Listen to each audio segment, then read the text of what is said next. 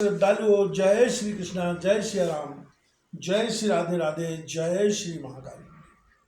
इस प्रवचन में आपको श्रवण कराएंगे भगवती लक्ष्मी द्वारा घोड़ी का रूप धारण कर तपस्या करना।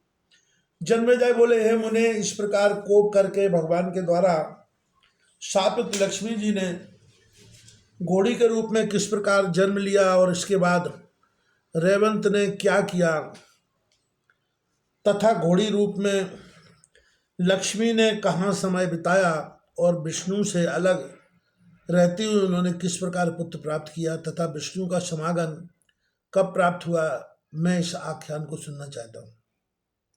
व्यास जी बोले, हे राजन, कामनी रमा को विष्णु द्वारा शापित की गई देखकर रेवंत भय के कारण जगतपति विष्णु को दूर से ही प्रणाम करके चले गए और उनका ऐसा क्रोध देखकर वे तत्काल अपने पिता के पास गए और सूर्य के शाप से संबंधित कथा बताई। इसके बाद लक्ष्मी जी विष्णु से आज्ञा लेकर मृत्यलोक में घोड़ी रूप धारण कर आ गई और जहाँ सूर्य की पत्नी ने पूर्व समय में उत्तर दिशा में यमुना तमसा नदी के संगम पर सभी मनोरथ पूर्ण करने वाले सुंदर वनों में सुशोभित जिस स्थान पर कठोर तपस्या की थी, वहीं बड़वान रूप धारिणी लक्ष्मी शीघ्र पहुंच गई। वहां रहकर भगवती लक्ष्मी जी भगवान शंकर का एकाग्र चित्त से ध्यान करने लगी। सागर पुत्री लक्ष्मी जी ने सुंदर घोड़ी का रूप धारण करके उस तीर्थ में अत्यंत कठोर तपस्या की। महादेव शंकर का ध्यान करते करते 1000 दिव्य वर्ष बीत गए। तदनंतर प्रसन्न होकर भगवान शंकर ने वृषभ पर सवार होकर पार्वती जी के साथ उन्हें साक्षात दर्शन दिया और विष्णु प्रिया लक्ष्मी से कहा, हे जगत जननी, भोग तथा मोक्ष प्रदान करने वाले जयपति विष्णु को छोड़कर आप इस समय मेरी आराधना किस लिए कर रही हैं। स्त्रियों के लिए तो पति ही उसका देवता होता है, किसी दूसरे में कभी भी भावना नहीं करनी चाहिए। पति की सेवा शुश्रूषा ही स्त्रियों का सनातन धर्म है। लक्ष्मी बोली, हे आशुतोष, मेरे पति ने मुझे शाप दे दिया है, आप उस शाप से मेरा उद्धार करने की कृपा कीजिए।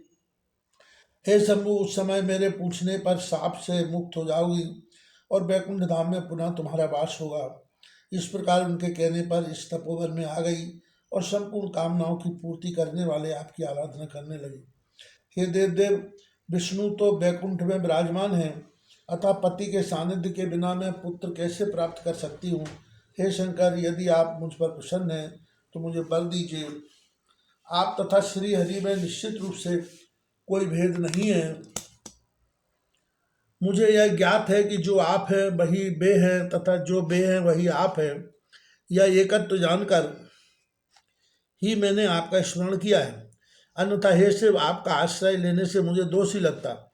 मेरे पति विष्णु ने ही बताया था कि शिव का प्रिय प्राण मैं हूँ तथा मेरी प्रिय प्राण वे हैं। इस प्रकार परस्पर अनुरक्त चित्त वाले हम दोनों में कोई अंतर नहीं है। लक्ष्मी जी का यह वचन सुनकर भगवान शंकर ने मधुर वचनों से उन्हें आश्वासन देकर कहा, हे पृथुश्रोणी, धैर्य रखो, मैं तुम्हारी तपस्या से प्रसन्न हूँ। पति से तुम्हारा मिलन अवश्य होगा।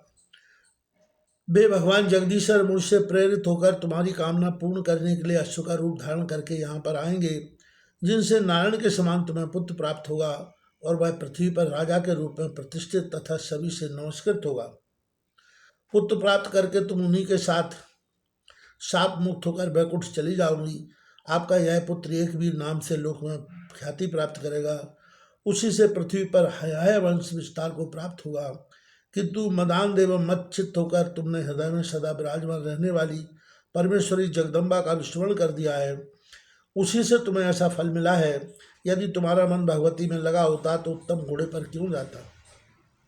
अतः उन्हीं देवी की शरण में सर्वात्म भाव से जाओ। ऐसा कहकर शंकर पार्वती अंतर ध्यान हो गए और लक्ष्मी जी भगवती जगदम्बा के चरण कमल का ध्यान करने लगी और अपने पति श्री हरि के अश्वरूप धारण करके अपने की प्रतीक्षा करती हुई प्रेम युक्त गदगद वाणी से बार बार उनकी स्तुति करती रही।